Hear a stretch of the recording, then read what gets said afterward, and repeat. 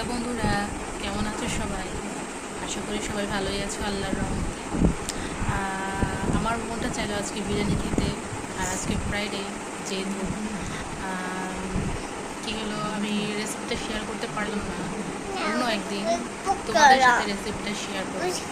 খাওয়ার সময় অবশ্যই তোমাদের ভিডিওটা অবশ্যই দেখাবো।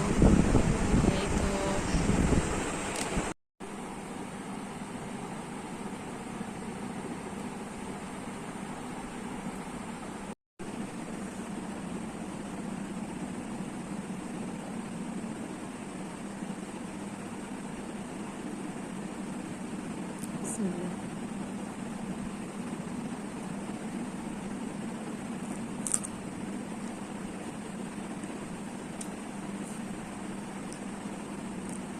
Yes.